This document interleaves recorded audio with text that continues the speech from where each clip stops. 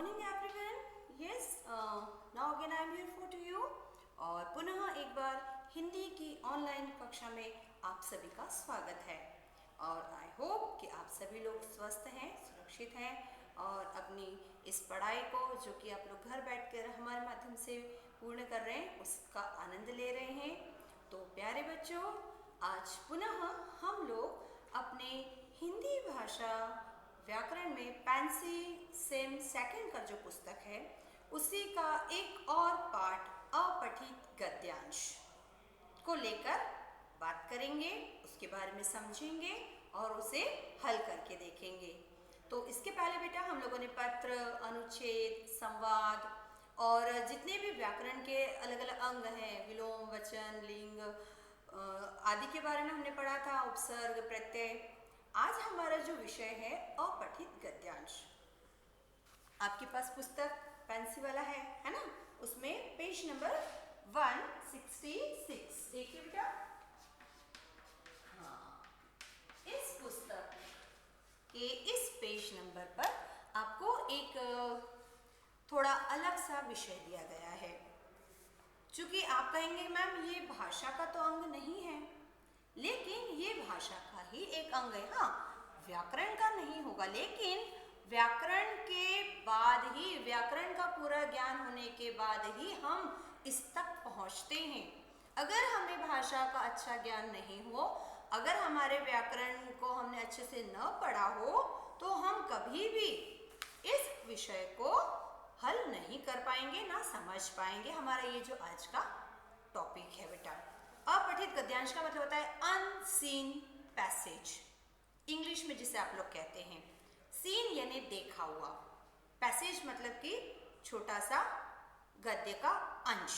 गद्य का अंश मतलब हमने पहले पढ़ा था कि हिंदी भाषा में कई विधाएं होती हैं, निबंध होता है, फिर आपके लेख होते हैं, कहानी होती है, कुछ आपको संस्मरण दिए जाते हैं, कुछ आत्मकथाएं होती हैं, पत्र लेखन होता है, अलग अलग विधाएं हमने पढ़ी थी, साक्षात्कार पढ़ा था। तो इन सभी विधाओं में गद्य का प्रयोग होता ही है। जब आप कविता पढ़ते हैं तो वहां पर पद्य होता है बेटा। तो इन अन्य शैलियों में जहां पर गद्य का प्रयोग होता है, वहां पर जब उसका कोई एक अंश दे दिया जाए हमें, यानी पूरा पाठ न देकर उस पाठ का केवल 2 या 1 अनुच्छेद जितना केवल पैराग्राफ हमें दे दिया जाए, और वो भी ऐसा वाला जो हमने कभी पहले पढ़ा ही नहीं हो, पहले कभी देखा ही नहीं हो। सिंपल सी बात है, अभी आप क्लास 5 में हैं, तो आपने क्लास 5 की जो पुस्तक में जितने पार्ट दिए हैं वो आपने पढ़े हैं, यानी एक बार आपने उनको देखा जरूर है, आपकी निगाह के सामने से वो चीज गुजरी है। वो हर लाइन पार्ट जो आपकी पुस्तक में दिया है आपने लगभग पढ़ लिया है। लेकिन अगर मैं किसी और कक्षा की पुस्तक जो आगे के कक्षाओं की है, क्योंकि अगर मैं आपको क्लास 2, क्लास 3 या 4 की पुस्तक भी दूंगी, या उस पुस्तक में से कोई एक गद्यांश भी पढ़ूंगी, तो आप तुरंत बता देंगे मैम ये हमने वाली क्लास में पढ़ा था, ये तो वो वाले पार्ट से है, ये तो वो वाली कहानी का हिस्सा है। आप तुरंत बता देंगे क्योंकि आपने उसको पढ़ा हुआ है, देखा हुआ है। लेकिन जिस चीज को, जिस लेखन को आपने पढ़ा ही नहीं है, वो हमारे लिए कैसा हो जाता है? अनदेखा या अनसीन, है ना, या अपठित, बिना पढ़ा हुआ। तो आज हम उन गद्यांश का यहाँ पर चर्चा कर रहे हैं, उसके बारे में जान रहे हैं कि जब अगर हमें कोई अनसीन पैसेज यानी कि कोई ऐसा गद्यांश दे दिया जाए जो हमने कभी पढ़ा नहीं हो, जो कभी हमारी निगाह के सामने से गुजरा नहीं हो, और फिर उसमें से यदि हमें कुछ काम करने को दिया जाए, है ना, तो आप कैसे करेंगे? एक और नॉर्मल सा मैं आपको उदाहरण देती हूँ बेटा। आपके घर में न्यूज़पेपर आता है ना? आता ही होगा। तो जब आपके घर में न्यूज़पेपर, आज मान लीजिए पेपर आया है, आपने उसकी सारी खबर पढ़ ली है, जितने भी उसमें आर्टिकल्स दिए हैं, जो भी उसमें छपा है वो आपने पढ़ लिया, तो वो कैसा हो गया? पठित, पढ़ा हुआ। लेकिन कल जो न्यूज़पेपर आपके घर में आने वाला है उसको आपने पढ़ा नहीं है, अपठित है। उसी तरह से मान लीजिए आपके घर में 2 से 3 तरह के पेपर आते होंगे, न्यूज़पेपर है ना, अखबार। अब उसमें से हो सकता है एक न्यूज़पेपर आपने पढ़ लिया है और जो दूसरा वाला अखबार है वो पापा ने पढ़ा हुआ है, लेकिन आप दोनों ने तो वो एक दूसरे के पास जो न्यूज़पेपर था वो नहीं पढ़ा है। हो सकता है बहुत सी खबरें सभी पेपर में एक समान आती हैं, अखबारों में, समाचार पत्रों में एक जैसी छपती हैं, क्योंकि जब भी कोई घटना होती है तो हर समाचार पत्र का पत्रकार वहाँ जाकर उसका बनाता ही है, उसके ऊपर न्यूज़। लेकिन वो किस तरह से बनाता है, भाषा के कौन से शब्द प्रयोग करता है अपने न्यूज़ को लिखने में, अपने समाचार को छापने में, उसके कारण ही अलग अलग समाचार पत्र में अंतर आता है। आप खुद देखिए कि एक ही खबर इस समाचार पत्र में भी छपी है, नई दुनिया में भी एक बिल्कुल वही न्यूज़ जो है वो पत्रिका में भी छपी है ना, वही नवभारत टाइम्स में भी छपती है, लेकिन उसमें लिखी हुई जो शब्द होते हैं, भाषा होती है, वो थोड़ी सी अलग होती है। उसको किसने लिखा है वो उस पर डिपेंड करता है बेटा, कि वो अपने उसी खबर को किस तरीके से प्रस्तुत करता है। तो हमने जो पढ़ लिया है वो तो पठित है, लेकिन जिसको हमने नहीं पढ़ा है वो हमारे लिए अपठित हो जाता है। उसमें से यदि कोई हमें कहा जाए कि चलो ये मैं आज तुमको एक नई कहानी सुनाती हूँ, अब इसमें बताओ वो कौन था, ये क्या कर रहा था, तो आपको थोड़ा सा प्रॉब्लम आएगी ना। एक स्टोरी अगर मैं आपको सुनाती हूँ, आपने सुनी होगी चूहे और शेर की, है ना। एक शेर गुफा में रहता है, चूहा उसके ऊपर आकर थोड़ी सी उछल कूद करता है, उसको परेशान करता है, फिर शेर उसको पकड़ लेता है, बोलता है मैं तुझे मार दूंगा, मैं जंगल का राजा हूँ। और चूहा क्या बोलता है, नहीं आप मुझे छोड़ दीजिए, मैं क्या करूँगा, अगली बार आपकी मदद करूँगा। फिर एक बार शेर जो है वो जाल में बंद हो जाता है, तो जो चूहा होता है वो उस जाल को काट कर उसकी मदद करता है और वो दोनों मित्र बन जाते हैं। ये कहानी हमने सुनी हुई है।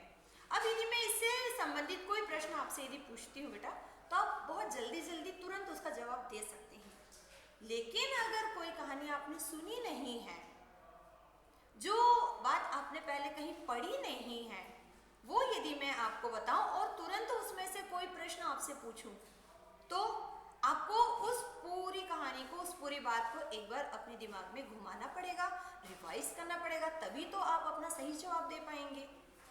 तो यहाँ पर हम पढ़ रहे हैं अपठित गद्यांश। अपठित गद्यांश दो शब्द से मिलकर बना है। अपठित जो नहीं पढ़ा गया, गद्यांश मतलब गद्य का एक अंश। अतः गद्य का वह अंश या भाग जिसे पढ़ा न गया हो उसे अपठित गद्यांश कहते हैं। ये देखा जाए तो एक व्याकरणगत सिंपल सी परिभाषा है बेटा, लेकिन हमें तो इसको सिर्फ परिभाषा के रूप में याद नहीं करना है, हमें उसे समझना है। कभी भी यदि हमारे सामने कोई अपठित गद्यांश आ जाए, यानी कोई ऐसा गद्य का अंश आ जाए जो हमने पहले कभी नहीं पढ़ा है और उससे संबंधित यदि हमें कुछ प्रश्न पूछे जाए तो हम उसको हल कर सकें। हम अपने इस छोटे से मस्तिष्क को कैसे तेज करेंगे उस समय, उसका अभ्यास हम इस पाठ में करेंगे, ठीक है। चलिए, इसका दो फायदे होते बेटा। अपठित गद्यांश को हल करने से छात्रों की बौद्धिक क्षमता का विकास होता है। बौद्धिक क्षमता यानी कि आपके जो सोचने, समझने और तुरंत निर्णय लेने की जो क्षमता होती है ना, उस स्किल का विकास होता है। सभी के पास होता है, वैसे तो ये किसी के पास कम होता है, किसी के पास ज़्यादा होती है, लेकिन हम निरंतर अभ्यास के द्वारा अपनी बौद्धिक क्षमता को बढ़ा सकते हैं, तेज कर सकते हैं। अपठित गद्यांश को हल करते समय देखिए बेटा, हमें कुछ बातों का ध्यान रखना चाहिए जिससे कि हम इस स्किल में बहुत तेजी से विकास कर सकते हैं। पहला तो सर्वप्रथम गद्यांश को पढ़कर उसे अच्छे से समझ ले। अगर वो आपको पढ़ने के लिए दिया गया है तो उसे ध्यान से पढ़िए, एक एक वाक्य को ध्यान से पढ़िए। उसमें कोई शब्द नया है, कुछ कठिन है, तो उसको दोबारा पढ़िए। पूरा गद्यांश पढ़ने के बाद उसका अपने मन में एक संक्षेप में एक वाक्य निकालिए कि आखिर इस गद्यांश में क्या कहा गया है। क्या मुख्य बात कही गई है ना। जब आप किसी कहानी को पढ़ते हैं सुनते हैं तो उसका लास्ट में मोरल निकालते हैं। ऐसे ही जब आपको कोई अपठित गद्यांश दिया जाए तो उसको पढ़कर लास्ट में उसका थोड़ा सा संक्षेप या संक्षिप्तीकरण करना चाहिए, वो आप अपने मस्तिष्क में ही रखिए। दूसरा बिंदु क्या है, दिए गए प्रश्न के उत्तर हमें गद्यांश से ही खोजना है। कोशिश कीजिए, क्योंकि अपठित गद्यांश से संबंधित प्रश्न है तो उसके उत्तर भी तो हमें उसी में मिलेंगे। हाँ, ये भी हो सकता है कि उसमें वो कुछ थोड़े अलग भाषा में हो और प्रश्न अलग तरीके से पूछा गया, लेकिन प्रश्न है तो उसी से संबंधित, तो थोड़ा सा गहराई में जाने की कोशिश करना चाहिए। जब आप उन प्रश्नों के उत्तर लिख रहे हैं तो आपकी भाषा सरल और सटीक होनी चाहिए। जितना पूछा है बस उतना ही लिखना है हमें। यदि गद्यांश का शीर्षक पूछा जाए तो उचित शीर्षक दीजिए। मैंने अभी क्या कहा था, जब आप पूरे गद्यांश को पढ़ लेते हैं, 5-6 लाइन जितनी भी दी गई हैं उनको जब आप पढ़ लेते हैं तो लास्ट में अपने मन में एक बार सोचिए कि इस पूरे गद्यांश में किस चीज के बारे में बताया गया है, किस विषय के बारे में सबसे ज्यादा बताया गया है, आखिर ये क्यों लिखा गया है। जब आप ऐसे सवाल तुरंत खुद से करेंगे आपको जवाब में एक शब्द या एक वाक्य मिलेगा या आधे वाक्य में भी उत्तर मिल सकता है, वही उस गद्यांश का शीर्षक हो जाता है। जैसे हम एक पहला गद्यांश पढ़ते हैं, देखिए बेटा, बागवानी का शौक प्राय सभी लोगों को होता है। सभी अपनी पुस्तक खोलकर रखे हुए हैं, है ना। हम ये वाला गद्यांश पढ़ रहे हैं आपके लिए। बागवानी का शौक प्रायः सभी लोगों को होता है। कुछ लोग घर के पीछे बगीचे में या आंगन में पौधे लगाते हैं। जिनके पास जमीन नहीं होती वो गमलों में पौधे लगाते हैं। कुछ लोग गुलाब, जूही, चंपा, चमेली, गेंदे आदि के रंग बिरंगे फूलों के ही पौधे लगाते हैं। उन्हें पसंद होता है सिर्फ फूल। और कुछ क्यारियों में साग सब्जियों के पौधे भी उगाते हैं। कुछ को फार्मिंग का शौक होता है। जिनके पास जमीन ज्यादा होती है ना, वे नींबू, आम, अमरूद, जामुन के पेड़ भी लगाते हैं। बागवानी जो है बेटा वो आपके खुद के शौक पर निर्भर करता है कि आपको किस तरह के पौधे या पेड़ पसंद है, आपके पास कितना समय है उनके लिए, आपके पास कितनी जमीन है, आपके पास कितने साधन हैं। बागवानी करने वालों को अपने पेड़ पौधों से बहुत प्रेम होता है, बिल्कुल अपने बच्चों की तरह। कोई उनके पौधों को नुकसान पहुंचा दे, कोई उनके पेड़ को नुकसान पहुंचा दे, उनको बिल्कुल अच्छा नहीं लगता। क्यों? क्योंकि जितनी सार संभाल देखभाल एक छोटे बच्चे को लगती है ना बेटा, बस उतनी ही पूरी केयर एक पौधे को भी एक बड़ा पेड़ बनाने में लगती है। वे बड़े प्यार से उनकी देखभाल करते हैं। बागवानी के कई लाभ भी हैं। कैसे? पहला, इनसे हमें शुद्ध हवा तो मिलती ही है, साथ में फल, फूल, सब्जियां भी मिल जाती हैं।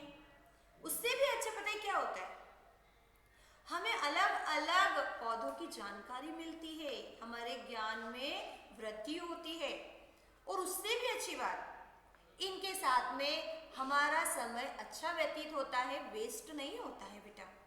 अगर आपको ऐसा लगता है कि हमारे पास कोई काम नहीं है, हम फालतू हैं, फ्री हैं, तो आप इस कार्य को कीजिए। आपको स्वयं पता चलेगा कि कितने आपके अंदर स्किल्स थी, कितनी अच्छी अच्छी चीज़ें आपको आती हैं और आज तक आपने वो की नहीं है। आपके अंदर भी कितने सारे गुण छुपे हुए हैं, आज तक आपने उनको बाहर निकाला ही नहीं है। आप खुद समझ जाएंगे कि आपके अंदर भी कुछ मानवीय गुण हैं और आपको पता ही नहीं थे। जब हम अपने पौधे लगाते हैं तो जब हम पौधों से प्रेम करना सीखते हैं ना बेटा, तब हम मनुष्य से भी प्रेम करना सीखते हैं। क्यों? मैंने अभी कहा, पौधों को भी उतनी संभाल लगती है जितनी कि बच्चों को लगती है।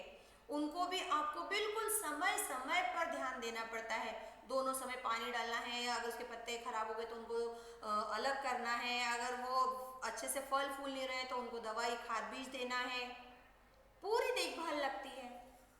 अब ये तो था हमारा गद्यांश। अब मेरा पहला प्रश्न यदि मैं आपसे पूछती हूँ कि हम गमलों में क्या क्या उगाते हैं, उत्तर हमें कहा अगर आपको नहीं आता है। नॉर्मली बहुत सारे बच्चे कुछ भी जवाब जरूर देंगे जो उन्होंने गमलों में लगे हुए पौधे देखे हैं फूल वाले, तो वो बोल देंगे। लेकिन अगर मान लीजिए आपको नहीं पता है तो आप क्या करेंगे, इस गद्यांश को ध्यान से पढ़ेंगे कि गमलों शब्द कहाँ है। हम गमलों में गुलाब, जूही, चंपा, चमेली, रंग बिरंगे फूल लगाते हैं। गमले में खिलने वाले 4 फूलों के नाम आप तुरंत देख सकते हैं। सेकंड वाले सेंटेंस में देखिए बेटा, कुछ लोग गुलाब, जूही, चंपा, गेंदे आदि के रंग बिरंगे फूलों वाले पौधे लगाते हैं। अच्छा, फल वाले 3 वृक्ष के नाम बताइए। यदि आपको पता है तो आप बता देंगे, और नहीं तो हमारे पास अपठित गद्यांश है। इसमें हमने कहाँ पढ़ा था कि फल वाले वृक्ष भी कुछ लोग लगाते हैं। हाँ, जिनके पास जमीन ज्यादा होती है वे नींबू, आम, अमरूद, जामुन आदि के पेड़ भी लगाते हैं। एक छोटा सा टिप दे रही हूँ बेटा कि अगर आपको अपठित गद्यांश से संबंधित प्रश्न पूछा जाता है और यदि आपको उसका उत्तर, है ना, ध्यान से तो हमने पढ़ा है उस गद्यांश को, उसका उत्तर यदि बहुत जल्दी से ढूंढना है तो उस प्रश्न को ध्यान से पढ़िए, उस प्रश्न को उस गद्यांश में ढूंढिए और आपको तुरंत उसके साथ ही उत्तर भी मिल जाएगा। जैसे जिनके पास जमीन ज्यादा होती है वो कौन से पेड़ पौधे लगाते हैं, तो मैं इस प्रश्न की आधी लाइन ढूंढती हूँ, जिनके पास जमीन, हाँ ये मिल गया मुझे तीसरे वाले वाक्य में, जिनके पास जमीन ज्यादा होती है वो अमरूद, जामुन, नींबू आदि के पेड़ लगा सकते हैं। एक आखिरी चीज अगर मैं पूछूं कि पेड़ों से क्या क्या मिलता है, आप बहुत सारी चीजें बता देंगे, लेकिन कोई ऐसा बच्चा होता है ना जिसको जल्दी से बात समझ में नहीं आती, तो वो ये वाक्य ढूंढो, पेड़ों से क्या मिलता है, हमें पेड़ों से क्या मिलता है। देखिए आखिरी में गद्यांश में लिखा है हमें शुद्ध हवा मिलती है, साथ ही फल, फूल, सब्जियां भी। मिलती शब्द आ गया ना, हमारे प्रश्न में उसने क्या पूछा था, मिलता, तो यहाँ पर हमने प्रश्न के द्वारा भी उत्तर को उसमें से खोज सकते हैं। एक और आपको दिया है, जैसे इसमें देखिए बेटा कि पुस्तकालय पर दिया है, पुस्तकालय का अर्थ है पुस्तकें रखने का घर, ऐसा स्थान जहां सभी विषयों की पुस्तकें रखी जाती हैं उसे पुस्तकालय कहते हैं। प्रत्येक स्कूल, कॉलेज और विश्वविद्यालय में पुस्तकालय होता है। जो लोग अपनी पढ़ाई पूरी करके नौकरी कर रहे होते हैं उनके लिए भी पुस्तकालय होता है, उसे पब्लिक लाइब्रेरी कहते हैं। पुस्तकालय में पुस्तकों के साथ साथ समाचार पत्र, पत्रिकाएं और कोश भी होते हैं। और सबसे अच्छी बात, यहाँ शोर नहीं होता है, यहाँ सभी लोग शांति से पुस्तक पढ़ते हैं। हमारे विद्यालय में भी एक बड़ा पुस्तकालय है जिसमें हिंदी, अंग्रेजी, गणित, संस्कृत, फ्रेंच, जर्मन, कंप्यूटर आदि की लगभग 8000 पुस्तकें हैं। यहाँ विभिन्न भाषाओं के कोश एवं पत्र पत्रिकाएं भी हैं। तो इस गद्यांश में हमें कुछ प्रश्न दिए गए हैं, हम उन्हें यहाँ पर हल करते हैं।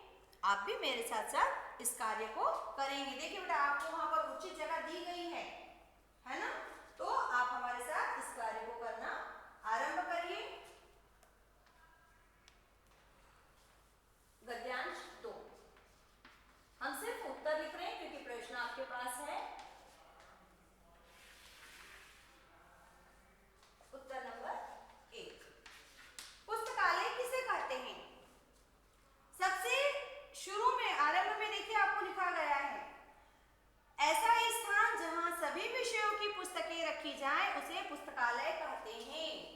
हमें अपना उत्तर उसी गद्यांश में मिल गया, ऐसा स्थान जहां सभी विषयों की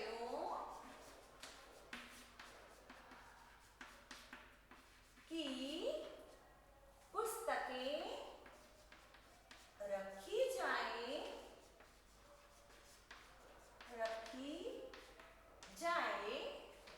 उसे पुस्तकालय कहते हैं, उसे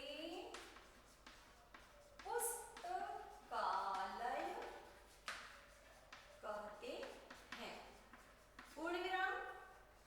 फिर उत्तर नंबर 2, प्रश्न 2 उन्होंने क्या पूछा, देखिए पुस्तकालय कहाँ कहाँ होते हैं।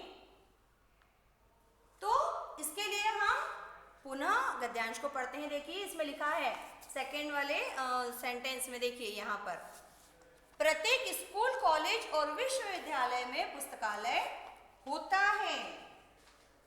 तो हमारा उत्तर हम यहाँ से आरंभ कर देते हैं। प्रत्येक स्कूल, कॉलेज तथा ये इन्हीं जगहों पर अधिकतर क्यों होता है, किसी ने सोचा? क्योंकि यहाँ पर इनकी आवश्यकता अधिक होती है और यहाँ पर इन्हें पढ़ने वाले लोग भी अधिक होते हैं। पुस्तकालय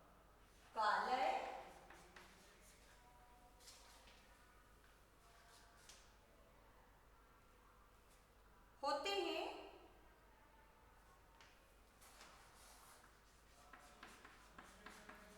पूर्ण विराम।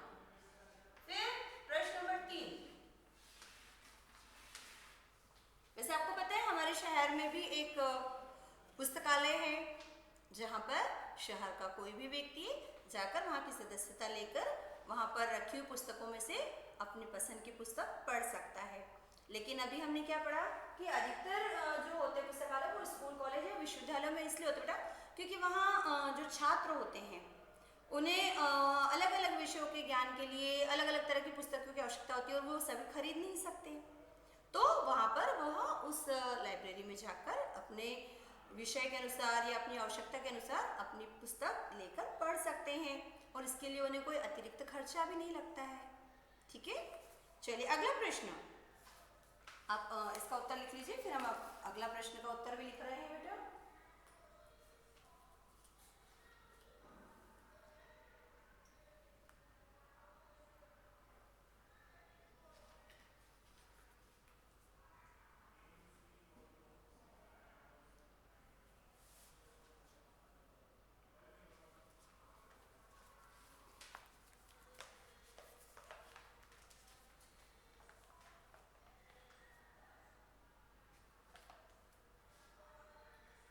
प्रश्न है समानार्थी विद्यालय।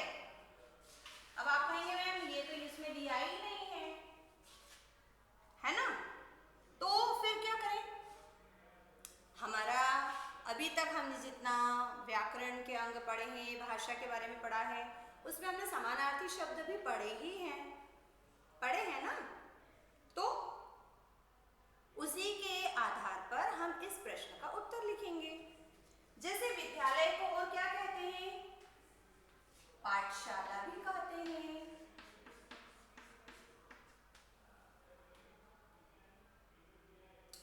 फिर पुस्तकालय को ग्रंथालय भी कहते हैं। पुस्तक को और क्या कहते हैं? कोई बता सकते हैं? आप लोग तो उसे वैसे किताब भी कह देते हैं, है ना, लेकिन हम उसे ग्रंथ भी कहते हैं।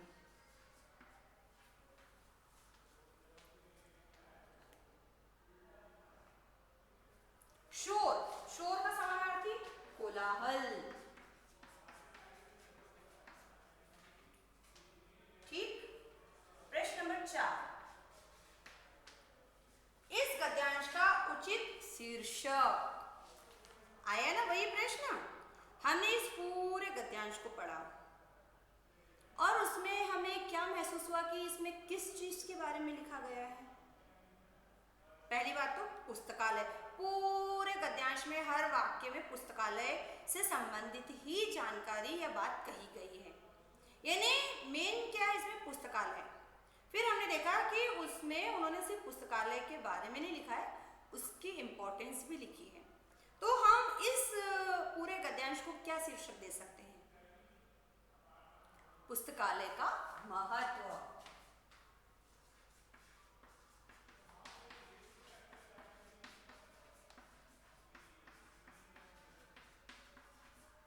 और अंतिम प्रश्न में देखिए उन्होंने हमसे क्या पूछा है,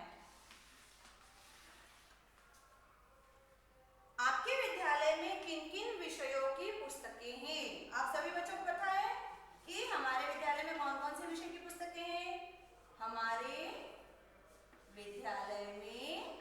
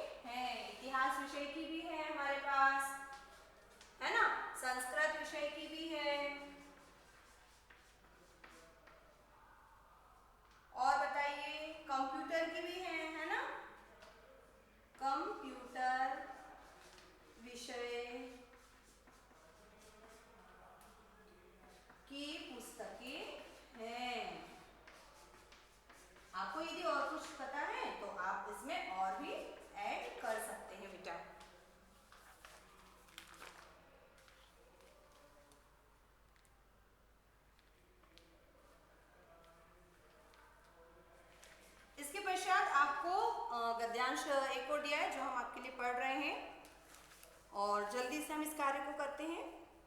क्योंकि हमें एक गद्यांश समझने के लिए उन्होंने दिया था कि उसे कैसे हल करते हैं। फिर हमें अतिरिक्त 3 गद्यांश दिए हैं, गद्यांश 2, गद्यांश 3 और पीछे गद्यांश 4 दिया गया है बेटा। तो उसे हम गद्यांश को पढ़कर हल करके सीख रहे हैं कि कैसे किया जाता है। देखिए, जो व्यक्ति समय का सदुपयोग करता है वह जीवन में बड़ी बड़ी सफलताएं प्राप्त करता है। मैडम क्यूरी ने रात रात भर जागकर 20-20 घंटे प्रयोगशाला में लगाए और रेडियम की खोज की। रेडियम पता है आप लोगों को? हाँ, आजकल के सारे बच्चे रेडियम शब्द को पहचानते हैं। बुद्धिमान व्यक्ति अपने जीवन के प्रत्येक क्षण का सदुपयोग करते हैं। जो समय के अनुसार काम की आदत डाल लेते हैं उनके सभी काम समय पर पूरे हो जाते हैं और वे अपना सामाजिक एवं व्यक्तिगत जीवन सफलतापूर्वक जीते हैं। ये बहुत छोटा सा गद्यांश दिया गया है ना? तो इतने छोटे गद्यांश में भी उन्होंने एक बहुत ही महत्वपूर्ण बात हमें बताई है। जो व्यक्ति समय का सदुपयोग करता है वह ही बड़ी बड़ी सफलताएं प्राप्त करता है। अगर आपको आज जो समय मिला है आप उसका सही से उपयोग नहीं कर रहे बेटा, तो अगर भविष्य में आपको असफलता का मुंह देखना पड़े तो आप किसी को दोष नहीं दे सकते। आपको बिल्कुल पर्याप्त समय मिला था अपने सफलता की ओर बढ़ने के लिए, कार्य करने के लिए, लेकिन आपने उसको गंवा दिया। और आज यदि आप असफल होते हैं तो उसके लिए आप किसी को जिम्मेदार नहीं ठहरा सकते हैं, क्योंकि आपने स्वयं ही तो अपने समय का उपयोग नहीं किया। तो यहाँ पर उन्होंने क्या कहा कि उदाहरण दिया उन्होंने मैडम क्यूरी का, जो बहुत सक्सेसफुल रही अपनी लाइफ में, जिनके बारे में आज बहुत अच्छे से इतिहास में जाना जाता है। उनके नाम को उन्होंने बहुत इम्पोर्टेंट खोज की थी रेडियम की, और इसके लिए ऐसा नहीं कि उनको वो नॉर्मली एक आध दिन में ये सफलता मिल गई थी और उनका नाम बस ऐसे ही लिख दिया गया है। उसके लिए वो जब काम कर रही थी, जब तक उन्होंने उसको खोज नहीं लिया था बेटा, वो दिन रात मेहनत करती थी। कितने घंटे? रात रात भर जागती थी, घंटों की तो गिनती ही नहीं थी। 20-20 घंटे वो अपनी प्रयोगशाला में ही काम करती रहती थी। घर वालों से मिलना जुलना, खाने पीने का कोई सुध ही नहीं रहती थी। और इतनी सतत मेहनत के बाद जब उन्होंने उस चीज की खोज की, और आज हम सब लोग अच्छे जानते हैं कि रेडियम जो धातु है या जो तत्व है वो कितना इम्पोर्टेंट है, उसका कहाँ कहाँ कितने अच्छे से प्रयोग हो रहा है। अगर उस चीज़ की खोज उन्होंने की नहीं होती तो शायद हमारे बहुत सारे जो अन्य खोजें हुई हैं वो भी रह जाती, या बहुत सी जो नई चीज़ें हमने इन्वेंट की वो नहीं हो पाती, है ना? तो अब पहला प्रश्न क्या बनता है हमारा? चलिए इसे हम यहाँ से पहले तो हटा देते हैं।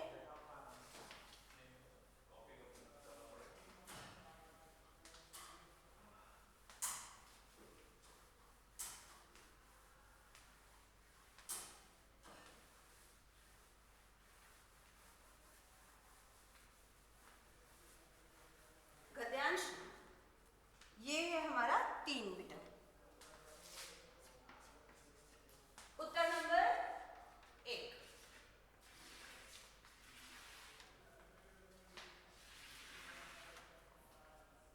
समय का सदुपयोग करने से क्या होता है? समय का सदुपयोग करने से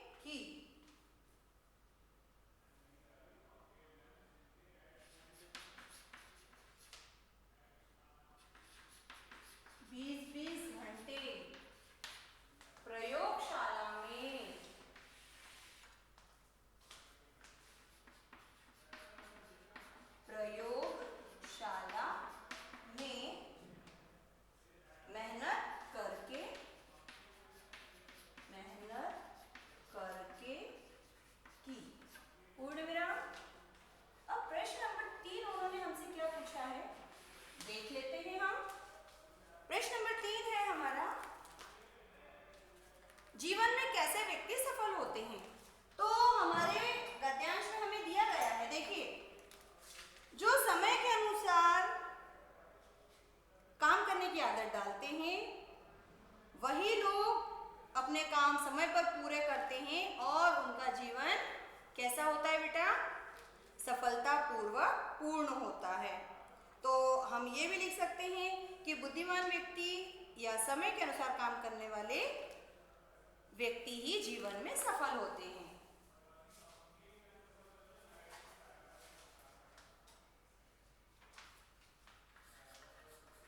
समय के अनुसार काम करने वाले व्यक्ति ही जीवन में सफल होते हैं। जीवन में सफल होते हैं। पूर्ण विराम। उत्तर नंबर 4 देखिए बेटा, सदुपयोग और सफलता के विलोम शब्द। मैम गद्यांश में तो विलोम शब्द दिए ही नहीं है। नहीं दिए हैं, लेकिन हम लोगों ने जब भाषा के अलग अलग तरीके पढ़े थे, उसको शुद्ध करने के, उसको अच्छे से समझने के, पढ़ने के, व्याकरण के एक अंग में हमने पढ़े थे विलोम शब्द, है ना। और मैंने पहले कहा कि हम व्याकरण का पूरी तरह से अध्ययन करने के बाद, भाषा का पूरा ज्ञान प्राप्त करने के बाद अपठित गद्यांश पर आए हैं, यानी हमारा शब्द भंडार अच्छा खासा है। तो उसी शब्द भंडार में से हमें इसके विलोम शब्द ढूंढना है। सदुपयोग का विलोम क्या लिखेंगे हम, दुरुपयोग। और सफलता का विलोम असफलता। अंतिम प्रश्न, गद्यांश का शीर्षक दे दीजिए बेटा। तो हमने इस पूरे गद्यांश में समय के बारे में पढ़ा था और समय का महत्व। इससे ज्यादा अच्छा शीर्षक इस गद्यांश के लिए नहीं हो सकता है। ठीक, तो इस तरह आज हमारा यह अपठित गद्यांश का जो कक्षा है वह समाप्त होती है। गद्यांश 4 आप लोगों के लिए मैं छोड़ रही हूँ एज अ होमवर्क या अभ्यास के अंतर्गत। आप स्वयं इस गद्यांश को पढ़ेंगे और इन प्रश्नों के उत्तर लिखकर मुझे देंगे। किसी भी तरह से आप अपने व्हाट्सएप के थ्रू भेजिए या आप मुझे फोन पर बताइए, लेकिन यह कार्य आप स्वयं करेंगे और हम इसे चेक करेंगे। तो बेटा हमारा आज की ये क्लास यहीं पर खत्म होती है। अगली बार फिर मिलेंगे, तब तक सभी लोग घर पे निरंतर अभ्यास करते रहिए और स्वस्थ रहिए। Bye bye.